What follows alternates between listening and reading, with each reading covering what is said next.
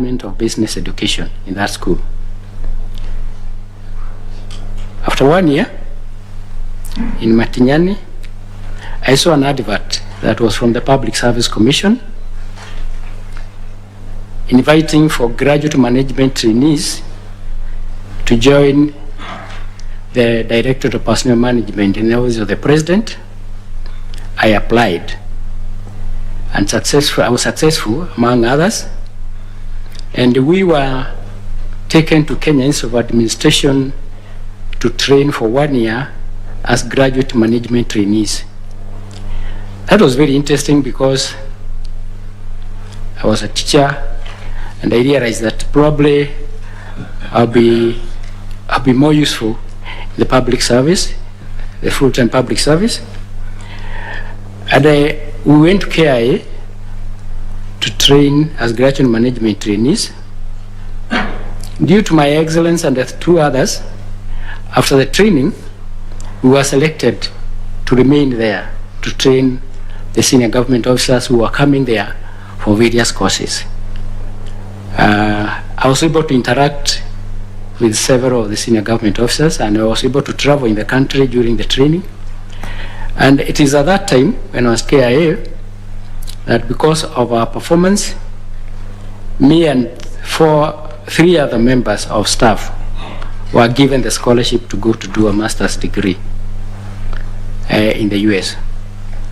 After that, I came back and worked at KIA, and after 2 years, I moved into the private sector, worked in a bank, and after working in the bank, where I worked as a project officer, I then left the bank and I went to work at AMREF as an administrations manager. I worked in AMREF for about 5 years. After working in AMREF, I went to the private sector full-time as a management consultant and ventured in real estate as well. After that, I continued with the management consultancy business and real estate until when I went back to work in the public sector at EPZA as a director. That was around 2003. I was there as a director, and after that, in 2008, when I was in my assignment to train staff at Juba as a consultant, I was in Juba training the people of government officers. I was appointed the chairman of EPZA. I was there as a chairman of EPZA for a period of 6 years, from 2008 to 2014. Let me tell you what I think is very important for me for this job. One, I have been exposed to electoral process. My first time exposure to the electoral process was in 1979, where I was KIA. I was attached to Kakamega I went to Kakamega for attachment as a district officer as part of the training.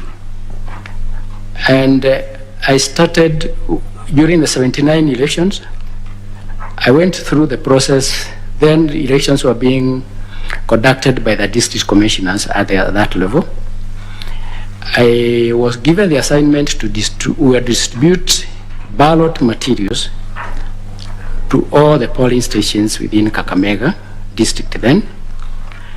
At the end of the day, that was probably, we did it throughout the day and night, I was assigned to go and preside over one of the polling stations, which I did. I carried out the polling and I made sure that we returned back the ballot papers back for counting hall. That was an experience that was quite difficult because I worked for 48 hours non-stop, from distribution of the ballot papers to the time we brought back the ballot boxes. I have been involved in other activities, particularly I have watched this country grow democratically from de facto multi-party state to single-party state, de facto single-party states to de jure party or single-party state, translation to multi-party democracy, and I consider that my experience in all this period will be useful in understanding and managing the activities of a commissioner at IEBC. I have seen it all, and it is interesting how we have seen this country transform, and I say it is a process of growth, just like any other child growing. So this experience is useful. I've been involved in 2007. I offered myself as a candidate in Ken constituency because I have helped many people become, we say, kingmakers. Because I think I was one of the key people that the people who wanted to become MPs in Kenya would look upon. So I thought I could make myself a king as well, just to realize that it is kingmakers don't become kings. But all the same, after that, I have an interest and a passion for good governance.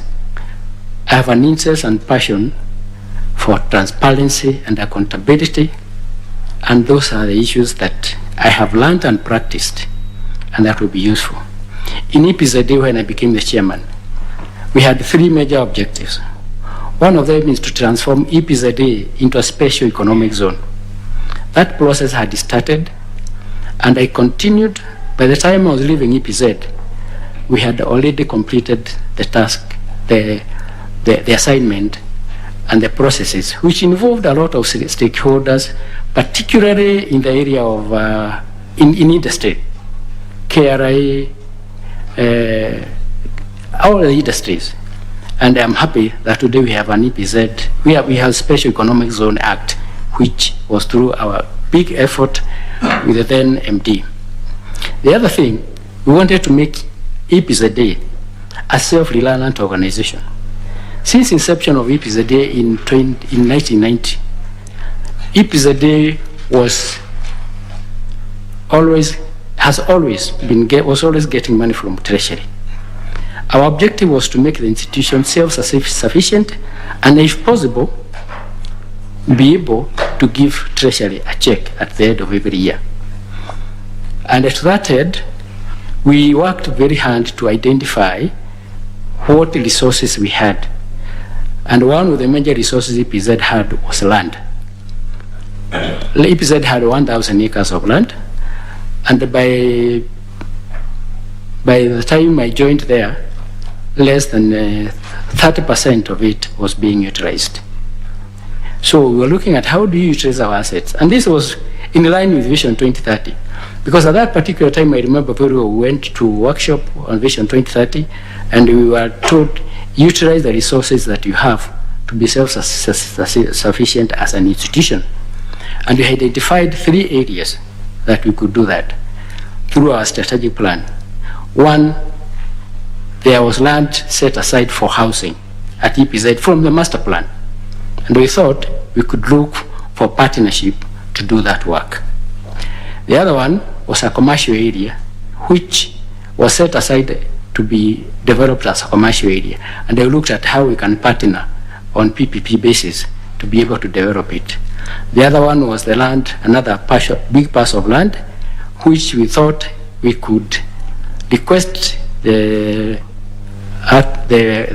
government and other government agencies whether you can convert it into a commercial enterprise where the enterprises in that area were not going to be restricted solely as with the EPZ Act. And that process was started.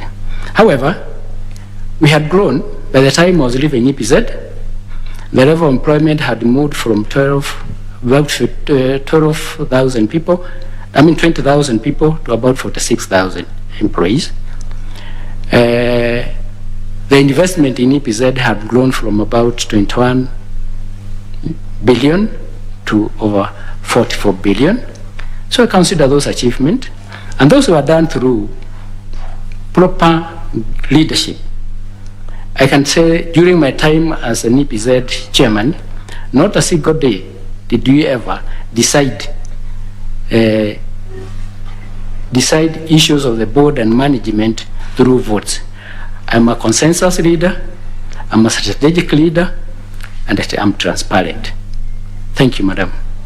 Thank you so much, Mr. Wanderi. You are a registered voter? Yes, I am. Okay. At which? The last time I voted at Kanyagia polling station in Ikeni. Thank you so much, Mr. Wanderi. I'll now ask Mr. Morris Kimuli to ask you a couple of questions. Mr. Wanderi. Yes. I just need to start by reminding you, you said kangaroo is the lions of Embu. I want to remind you now the cliche is about Yumbisi Mixed Day School in Kitui, where I went. It's no longer lions. Yeah, that is in Kitui, not Embu. Now, that's nice to hear. Help me understand you better. Mm-hmm. You said that you went into a seminary. Yes. With the intention of being a priest. Yes. Now I'm looking at priesthood, and I know that by their very nature, a priest is supposed to walk the straight and the narrow. He's supposed to exhibit high standards of decency and morality. Mm. He is also supposed to be a mentor and a leader and to teach the gospel. Mm-hmm. And needless to say, he is supposed to be celibate. Now, what aspect of priesthood defeated you to enable you say that it was not your calling? Actually, it's not the aspect of priesthood. One of the issues I'd like to pick from your word, from what you have said, decency and morality is not a preserve of the priest. It's a preserve for a lot of people. So I looked at it from a point of view that I felt that as the firstborn in the family, because I'm the firstborn, and from a poor family, peasant farmer, I realized that probably if you become a priest, the rest of my siblings might find it difficult to grow and to get decent education. So with that, it's the concern for others that really made me do that. I also felt that I'd probably contribute more as a father of the family than the father of the Christian. Yeah, so I thought that would be more useful. And at the same time, because of my siblings, I felt that I should be able to do that. So, but what I know is that out of my experience at seminary, I carried out Christian values, which I had started because from my parents. That's all right. I get it. Now, you also say that you worked as a presiding officer in one election. Is that so? Yes. You say that you worked for 48 hours. Yes. Generally, that comes with a lot of fatigue. Yes. And you could, when you're tired, you could make mistakes. Mm. Do you think it is permissible for the IEBC to be allowed to make some mistakes as a result emanating from the fatigue of their officers? The reason why this happened, let me treat it a little bit, is because when we started distributing the votes in the morning and went out almost throughout the night, the following morning, the district commissioner realized that one of the stations did not have a presiding officer. I get that. So what I'm saying is, I've also worked as a PO. Yes. I know we work for long hours. Yes.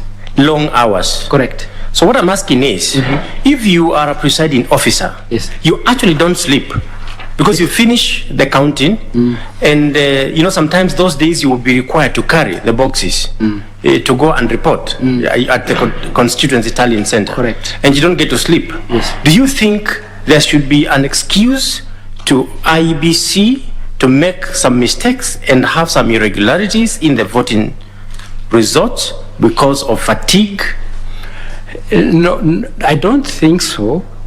I would imagine that the systems and the structures that are in IBC are such that work distribution is well done. People can make mistakes because error is to human, but not because of fatigue. It should be for other reasons, because fatigue could be there, but under the circumstances at the IEBC, I would imagine that there's proper distribution of functions and duties, such that nobody should feel. Okay, during the election time, there is pressure. That's when mistakes happen, because of pressure. And probably poor coordination. So my question is, sir, does the law excuse irregularities on election day? No, it doesn't. You are sure about that? You've offered yourself for election? Yes. Will the courts normally, ordinarily nullify an election just because there were irregularities? They are within the law. Within the law? Yes. So if there is one irregularity in an election, the court will nullify? No. It is according to my understanding of the electoral law. Yes. Those irregularities, unless they constitute factors that make the votes invalid, they should not be allowed. The election should be upheld. The irregularities should affect the results. The outcome of the election. Outcome of the results, and that is in Section 83 of the Thank you very much. Act. Now, in your case study, sir, when you were answering this question on dead voters, you made a proposal, and I want you to defend it. You said one way of dealing with 2 million dead voters found in the voters register is to have IEBC advertise the 2 million US voters in the Kenya Gazette and in 2 dailies of national circulation. Was that you? I'm not sure. You can read for me what I wrote. Well, that's exactly, I'm reading exactly what you said, because I have your... Okay. So do you think there is a framework for publishing a notice in the Kenya Gazette? And do you think that's the best way of dealing with dead voters in the register? You publish in the Kenya Gazette names of people, you publish in local dailies. I would like to add that when I was doing that case study, the first thing I said was that, first of all, is to establish the authenticity of that information as IEBC to see whether it is correct. If it is correct, we would liaise with the register of persons to be able to identify those members who are in the voters register and they are in the voters register, so that we can update the voters register, remove the dead as part of the mandate of IEBC. So your suggestion was, before you remove, yes, you need to publish their names in the Kenya Gazette? No. Before we remove the names, we'd have to seek the information and verify that information with the registrar of persons. You are aware that most of the deaths are not registered immediately? Yes. And at any one particular point in time, there will be dead voters in the register? There are actually dead voters throughout the election period, but there's a cut-off point, at least 3 months before the election. And therefore, we should clean the voters register before that time. Okay. You also stated in your case study, sir, with respect to unregistered youths, and you said it is the responsibility of political parties to mobilize the youth. Do you know whose responsibility it is to ensure people register to vote? Yes. Before you are registered as a voter, you must get the ID. The work of issuing of ID is the responsibility of the registrar of persons. That was part of my answer, because if I can remember well, I said that I would mobilize the political parties together with the registrar of persons to issue ID, because the political parties have an interest in these people getting registered. For them to be registered as voters, they must go through the process of getting the ID. So I look at the whole span. The politicals can mobilize people to go and take the IDs, and then the IEBC would be there to register them as voters. So I was looking at it as a stakeholder involvement. So as a matter of law, yeah, I get it, it's a stakeholder involvement. As a matter of law, according to you, who has the principal responsibility to ensure people register to vote? It is the IEBC. It is the IEBC. IEBC. It is the IEBC that is supposed to design means and ways of ensuring people register. Yes. Not political, but political parties may have a secondary role as a stakeholder. Of mobilization. Of mobilization. Yes. Now, if you go to a polling station on voting day and you find that your name is not there, or your name is misspelled, or there's a problem and you cannot vote, whom would you blame? I would blame IEBC, because IEBC's full mandate to register me as a voter. And then I would only do that, of course, if they come to a point where I cannot vote because my name does not appear. And if my name does not appear, then it is the responsibility of IEBC to have my name. And because there is a register, they must register that the principal register that they have. So you would blame, I don't appear there. You would blame IEBC? I would blame IEBC because I have my ID and I have presented myself at the polling station. I blame the IEBC. Do you think you as a voter also has a responsibility to ensure on voting day you vote? Correct, because the register is open long before, about 60 days before the elections, and I can go and confirm whether my name appears in the register or not. So if it does not appear, then I would seek to know why. I would seek to be registered if it does not appear. But that is a situation whereby you are talking about I have already registered and my name does not appear. I think. So I was talking about voting day. So you understand that a voter has a duty before the election day to ensure that his or her name is on the register. Perfectly. And who has the duty in law to ensure that the voter knows that he or she has that duty to inspect the register? The IEBC. The IEBC. Yes. Through voter education? Yes. Yes. Or somebody else will take you on voter education. But just one question, just briefly, what were the key, what would you say are the key failures of technology in our election process? Very, very briefly. Basically, the key area of failure in our technology was, during last election, was the transmission of votes through the technology that was, through the technology. That was one. And communicating that information, the election results to the tallying centers. So the key area of technology was I would say network at that particular time. Yes. Network? Yes. Okay. According to the report from IEBC. Okay. Thank you very much. And thank you very much, Madam Chair. Thank you, Mr. Kimuli. I'll now request Dr. F.S. Abdallah to ask a few questions. Thank you, Madam Chair. Karibu Bwana Wanderi. Bwana Wanderi, yes, sir. From your CV, I've noticed the impressive qualifications you have. You have a master's degree in management and economical science, right? Management science. Management science, yes. Right? Now, I just wanted to confirm. I've seen also in your papers that you're director of Roots Credit Limited, 2017 to now. Then managing consultants, pattern consultancy, executive director, Sawana Group of Companies, the property development company. Could you please confirm whether you are still active and are holding directorship on those three companies?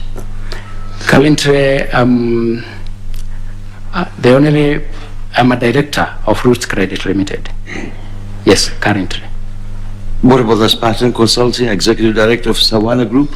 Savannah Group, I am no longer a director there. Spartan Consultancy, Yes, my business I do. I'm a managed consultant, as I had said earlier. So I am still doing that business. So you are still active as a director in the two companies, not the Savannah Group, right? Yes, no Savannah Group. All right. Okay. So do you hold shares in these companies? Let me put it this way. Spartan Consultant Services is actually a sole proprietor. Roots Credit, yes, I have some small shares in Roots Credit. All right. I'm a shareholder. You're a shareholder. At what Yes. percentage there? Eh? Are you active in the shareholding? Are you one of the leading shareholders in Roots Credit? No, not one of the leading. I'm a small shareholder. Okay. Yes, I'm a small shareholder, but Right. I'm active in the management of, I share one of the committees of Finance and Operations Committee of Right. Roots Credit. Okay. Yes. All right, thank you. Now tell me, on your achievement in your CV, you claim to have converted, or rather bring up the investment from 2 billion to 6 billion? Actually, it's not. That's an error. When I was looking at the report, it was from 21 billion to about 44 billion. Oh, so the 2 billion to 6 billion has got no relevancy whatsoever? No, yeah, it was bigger than that. That's what Yeah, I of mean. course. Yeah. I heard you this morning saying that Yeah. it came from 21 billion About 44 to billion. 46 billion, right? 44. 44 billion. Yes. So that's a 100% increase in 4 years. It's more. All right. Yeah. All right, that's good. That's a 25% increase of value per each year. In which areas of trading or investments did this 100% increase come in from? Within the period of 6 years, we attracted investors in the textile sector, big. We attracted investors in pharmaceutical, in big way. Local investors who wanted to manufacture and process macadamia for export. We also Wanted to, or they did, wanted to. The macadamia processing was in place? it was a decision of the board and management. What I did there is I tried to make it seamless in terms of decision making. What I mean seamless is that all the management decisions that were made were processed quickly by the board. So if there are investors who wanted to come and invest within EPZA, the management would bring that information to the board, we process it, and they proceed. So that is how we are able to even expansion of EPZ, which was known likely from Athi River and Mombasa, and we were able to take it to other places like Kitale, in Mtwapa. So we did that, it was good. It was good. I understand, Mr. Wanderi, but that doesn't answer my question. Where did, from 21B, when you came in, the 21B was the value of assets in your balance sheet? Investment in the EPZ. Now, and those, yeah, so that's the shareholders' funds in the balance sheet. It is the investments, either in form of land, capital injections, and whatever. Let me clarify how EPZ works, Right. so that we can be on the same tune. EPZ as an authority regulates investors and attracts investors who come to the authority. So in this particular case, what we did was that when an investor comes to EPZ, he leases land, and we are looking at how many investors have come to EPZ during that period to invest in EPZ. That is what we call the value. It is not the balance sheet of EPZ as a company. It is the value of the investment from the foreign investors from outside Kenya and the local. Thank you. Yes. So in that case, it's not increase of the assets, the balance sheet, it's an earning as a form of interest or rental. No, it increase in the value of the investment by investors within the EPZ zone. So the investors will spend money to construct or their own units or something? They would do that. Right. Or they could hire even go downs that are already built. Yeah, so if they hire the go-downs, then it comes in the profit and loss account as a rental income. The rental income to the EPZ. It will come a rental, yeah? Yes, yes, yes. So what was the trading activities? What was the trading differences? You see, the value could increase in form of assets by extra land allocated by the government. Yes. That will be increase of your value. What we really wanted to be educated on, what was the trading activities? How did you increase the earning for you to be able to contribute to the exchequer? We were actually moving. Our strategy was to move from getting money from exchequer to be able to finance EPZ operations. At that particular time, by the time I was leaving, we were still getting money from exchequer because we had not completed the process. So we were earning income from the rentals or the companies that have invested, either built land, because when you build land, you pay rental on that land that you have built on at a certain rate per year.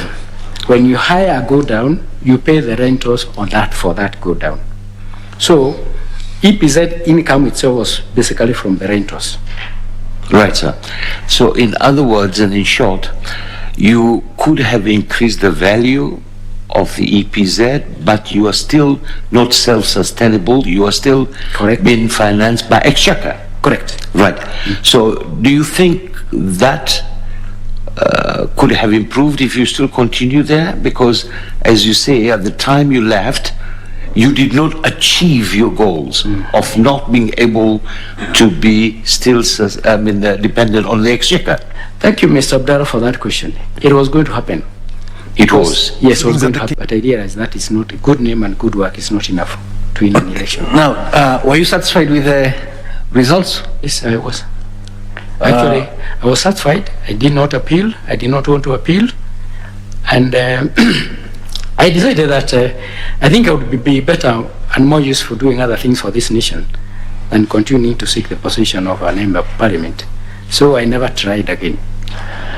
Okay, now speaking of elections in Kenya being expensive, what will you do as a commissioner to ensure that what counts is ideology, policy of a candidate and not the deep pockets that a candidate has? You see, there is a election Fund Management Act that was supposed to be introduced by IEBC in 2013. And I think it is again being introduced by IEBC for legislation.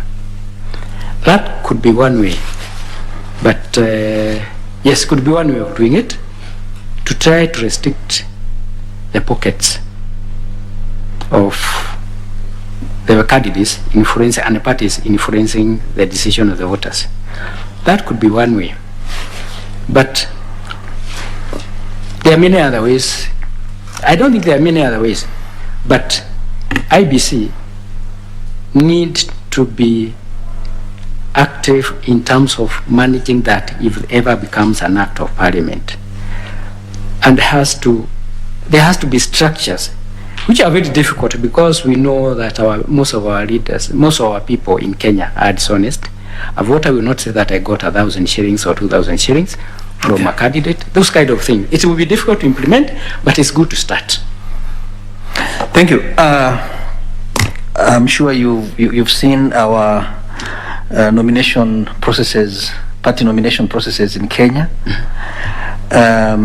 They are normally perceived to be disorganized, marred with technical difficulties, surrounded with persistent rumors of fraud, manipulation of results. Okay? Now, as a commissioner, what will you do to ensure that we have clean party primaries? I think one of the issues, I think, and I keep saying this because it has worked elsewhere, is to involve the political parties in the process of nominating their candidates. Let me start by saying, first and foremost, all candidates are supposed to submit their nomination rules to the IBC before. Yeah. And those nomination rules are supposed to be followed.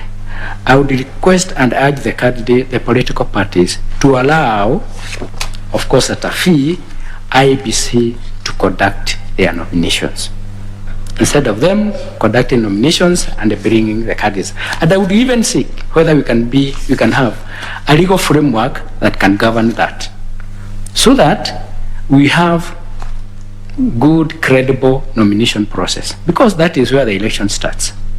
Okay. Now, what is an electoral cycle? Well, an electoral cycle is a process of preparation before the elections. It has 3 cycles. The preparations that you do before the elections, that involves voter registration, voter education, the registers, all that process that comes before the election. Then the election period, that is the polling period, which also has the voting period, the problem of voter, the structure, the system that the IEBC would take in place, and then the post, whereby you evaluate what you did and whether it is correct, where you went wrong, where were the gaps. So the post-election is an evaluation process, so that the issues that came up during the polling and the preparation, you don't repeat them during the next election. So lastly, when do you deem an electoral cycle to be conclusive?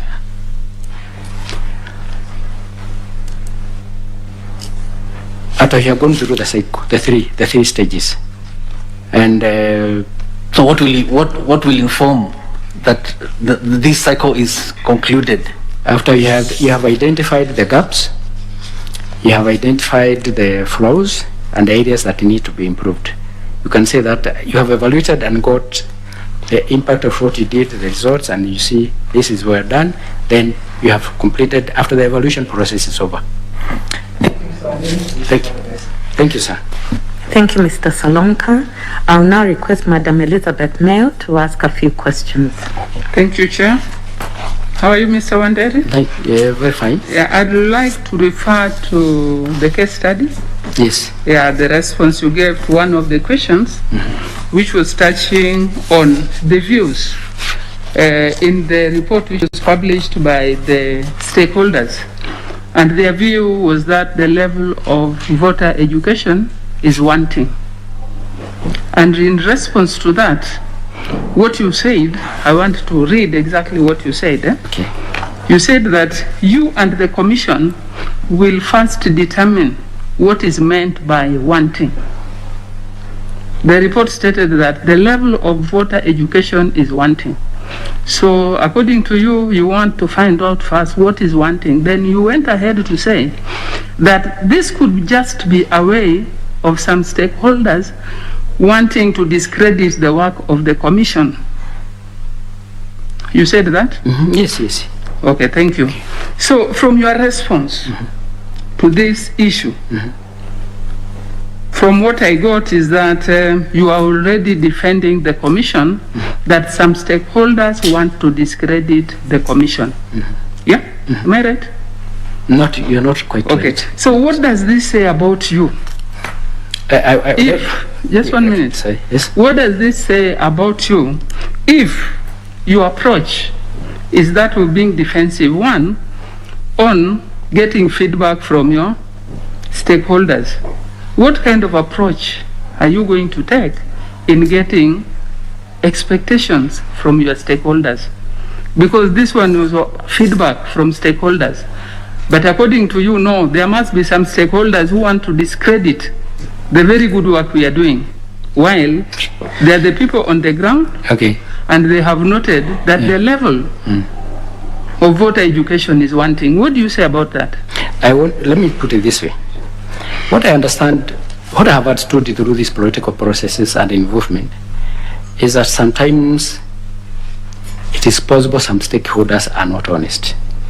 And that is what I mean by wanting to establish what do they mean by wanting. So I like to analyze issues. So I'd like to understand what do they mean by wanting. All right? So I would engage them to say, where are those gaps? That is what I meant. And my statement that I'm defensive is not that I'm defensive. I am analytical. Okay. I just want to know that this is a problem. How do you deal with it? And that is why I'm saying, once we have identified it is true that there are areas that have the gap, then IBC would take up the issue and do it. The good thing about the stakeholders is they give you feedback on their feeling. And it is very, very important in a political process to have this feedback properly delivered to you, analyzed, and then you act on it. I am not defending IBC. Yes. Thank you very much. Okay, thank you. You also told us that elections in Kenya is determined by the good ideas. It's not determined by the good ideas one have, but the level of finances you have. You still stick to that?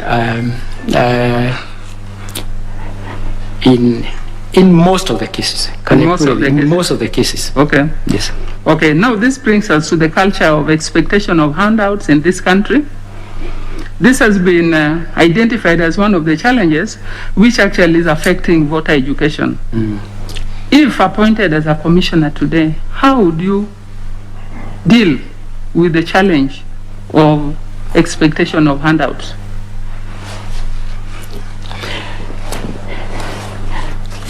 If I am appointed the commissioner, which I believe I will, because I think I have the capacity, one of the issues that I think is very, very important in the electoral process is to legislate some issues and make IBC have the capacity to implement and punish. What you have today, and I don't know very well, but probably I start guided as well, in this republic, whether somebody has spent money beyond and he's seen dishing money to voters, I've not seen anybody being punished. So I would seek for interrogation between the enforcing agents, not interrogation, but I mean the support of the other government agencies, including the security, including any other government agency, to see that we engage and do a legislation that will make somebody pay for bribing voters. It is there already, but enforcement is not happening. So I'd look for ways through which we can enforce some of the things and probably expand in terms of accountability. Right now, I'm not sure that the candidates account to IBC how much they spend during the election. And two, there's a very high level during the campaign time of emotions. I don't know whether that is why the IBC does not take action, but because I'm an outsider, I would propose that when I'm there to look into issues and the ways through which you can enforce and legislate so that we can curb those behaviors. Okay, thank you. You are talking of enforcement. Enforcement you cannot do alone. Yes, that's what I've talked about. You will have that whole government approach. Yes, that's what I've talked about. So who are the key stakeholders you think you will engage in this process such that your enforcement measures are actually implemented according to plan? The security agencies, the Ministry of Interior, Judiciary. Judiciary is very, very key in this one.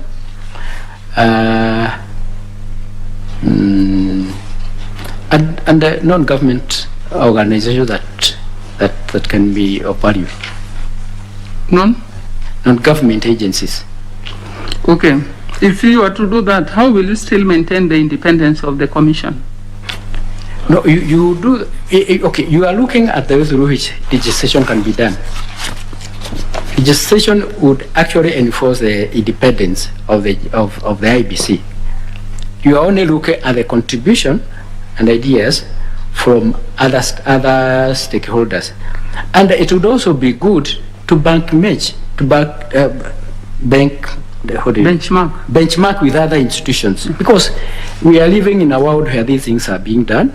we can be able to borrow from what has been done in other countries and try to implement. And that is why Kenya is where we are, because I think most of our institutions are trying to do the best. So I would want to look at what practice has been done in other countries and see whether we can be able to apply it here and what it takes. Okay. Yeah. So next, Mr. Wanderi, can you tell us what are the causes of voter apathy, and what would you propose as an IEBC commissioner to address this challenge? I think what I consider to be voter apathy, one, is arising from the leadership. What I mean is that we were a member of parliament. He promises several issues to do. He does not do one of them. Or he does just part of it. So I ask myself, why should I vote for him again? That is a major cause. The other one is particularly among the youth. A lot of youth don't see the value of their votes, because sometimes they vote and they are very excited, they are mobilized, but after that, the candidate they voted for also disappears. So what would I want to see to deal with this one? First of all, I think one of the key factors is voter education. And the voter education I mean is the value of my vote worth 100 shillings or 50 shillings. I would look for stakeholders or partners who can help us educate the populace in Kenya on value, on people to understand you do not have to to vote for somebody because he has given you money. I think that is very key. Two, I would wish to the constituencies or the Kenyan people to understand that they have a vote to remove a member of parliament, because it is in the act. It is in the constitution, it is in the act. You can remove a member of parliament, an MCA, if he is not performing. Right? So it's to empower, I would say, to empower the people with knowledge. And that can be done through voter education. It is a process, it is not an event. And it will take a bit of time. Okay. But I think you could be moving towards that direction. Yes. I would initiate that process. Okay, thank you, Mr. Wanderi. Thank you, Chair. Thank you, Madam Mayor. I'll now request the Vice Chair to ask you a couple of questions. Thank you. Yes, Mr. Wanderi, you, from your experience, you have quite a rich experience of observing our electoral process. You have also actually tried to run and vie. Now, when it comes to IEBC and the electoral process, there is an observation that has been made that, and you mentioned one of them earlier on in your 1979 experience, there has been an observation that state interference, especially by the executive, or what sometimes referred to as state capture, is a major component, is one of the challenges our electoral democracy faces. What could you identify as some of those key issues that could be described as the state interference in the electoral process, or executive interference in the electoral process? Have you witnessed, have you observed as a player? Yeah.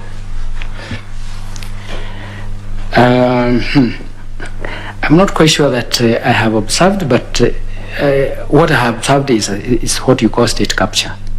But I would like to say that political parties are formed to capture power. And at any one particular time, there is a political party that will be in power. And that party that is in power at that particular time will have another party, which probably the second party that will be an opposition. During the elections, all those parties fight to capture leadership of the nation. Of course, the party that is in power would want to retain, and in some cases, that's where the interference can be seen from the other party that is not in power. Whether it is true or not, that remains to be decided. Because we have a government in power, it is formed by a political party, and that government is performing its functions. But some of those functions may be interpreted as state capture or state interference. Let's take, for example, the financing of IEBC. It is an independent commission, but it depends on Treasury and the Exchequer to operate. So, if IEBC does not get money from the government, does that account to state capture or not? Really, I think that is debatable. Okay, so it is possible there could be things that can be said they are state capture, but and it is depends on how you interpret it, because the political parties fight and they will use any means to discredit and say this is happening with IEBC. I do not have very clear examples, but I think we all know what happens, and that's what we're interested in. What I mean is when those kind of things we may not know. I'm saying, for example, now, if the IEBC does not have enough money to conduct an election, is that what you consider as state power? Now, does IEBC as an institution, when it is seen working with other government agencies, is that part of state power, state capture? I don't know how to define that. So I find it difficult to respond precisely. Okay. Yeah. Yeah. No, I was not looking for a precise response. It's just your own perspective. Okay, exactly. Thank you. From the registration of voters, from the issuance of IDs, you know who's responsible for that? Come again? Issuance of IDs to young people. Yes. You know who's responsible for that? Yes. That is who? Registrar, the civil register, the chairpersons, yes. Not IEBC. Not IEBC. So, if a certain region, youth in a certain region, for some reason don't get IDs so that they can become voters, that's just one. Security, management of security during elections. Again, that is really not IEBC, isn't it? It's still the executive arm of government, isn't it? Yes, yes.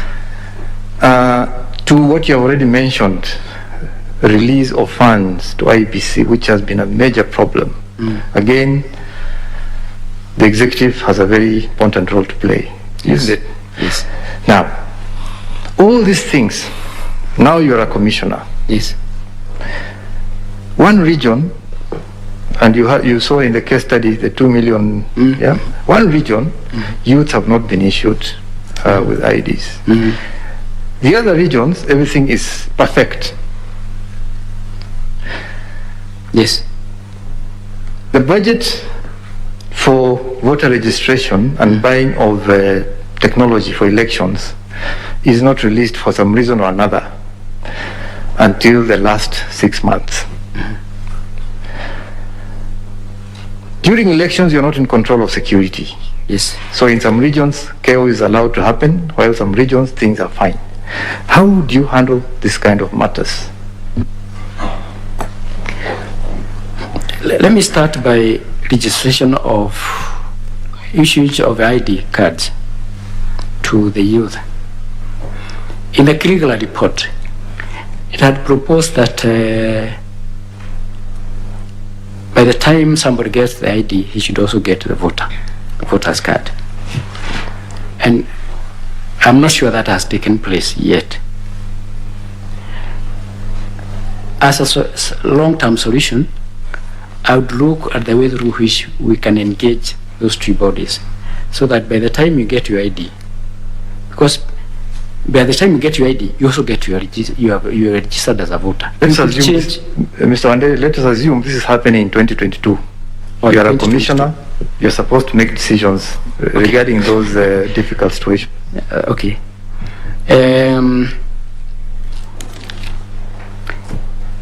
If it happens now, I would try to negotiate with the registrar of persons to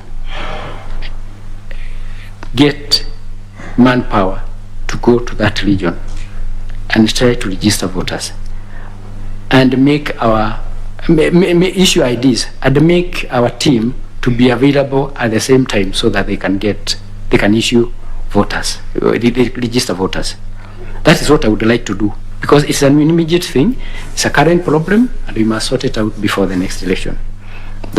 Because if you don't do that, we will be doing what we call voter suppression, and it is wrong, and because it will be in certain region.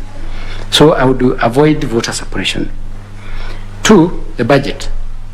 The budget has been released, and the equipment are required within probably a long time so that we can try them and test them and see whether they are working.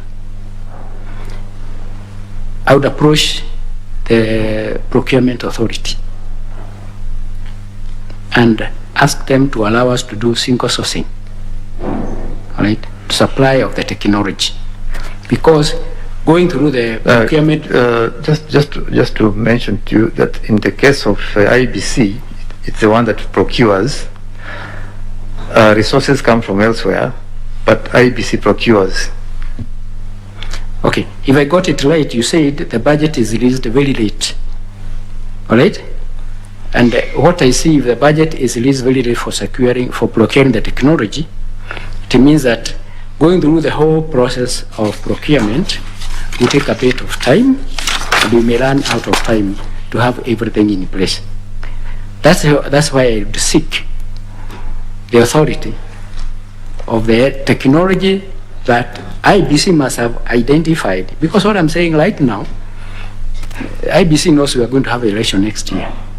There's no reason why IBC cannot have identified the kind of technology that will not let us down during the next year's election, because that is part of their business. So I would imagine that if the budget is coming in late, I would look for ways through which we can get the technology within the shortest time possible without going through the wrong procurement processes, because that can delay. Because we can go through the procurement process and then you have people going to court and saying that has not been done, what. So with the authority of the procurement authority, we can be able to have the technology in time. Security is a major issue. And security is a major issue. You know, IBC does not have its own askaris, does not have whatever, it has to depend. I think this requires negotiation skills of the commission to negotiate. And because even the government of the day wants secure elections, I don't think there's a government of the day that wants to disrupt the elections. I think the government of the day wants secure elections. So we can negotiate. I would engage the security agencies or the leaders of security agencies, the Minister of Interior, the police, and whoever else, on a one-on-one negotiations to see what we can do. And I will not do it in secret. I would want to publicize so that the Kenyans know that we are doing something about it. Yes. Now, just the final one. Okay. A very simple scenario. You are a commissioner. You are the one responsible for the committee on stakeholders, especially on water education. You're in the middle of a meeting. You have 4 groups waiting, 3 groups waiting. One is a group of stakeholders from the coast. They traveled overnight to come and see you. 2 is a group of women voters from Mathare. 3 is a group of physically disabled people. They've come also to see you. Then in the middle of the meeting, while you're you're going through all this. A delegation of senior government officials arrives, led by the Minister for Interior. And the PA comes to you and says, Commissioner, we have this mission here by the government, senior mission by the government. They want to see you. The minister, the cabinet secretary has to go to other meetings. How would you prioritize your engagements, given that you have this other also people waiting to see you? How would you prioritize your... Okay.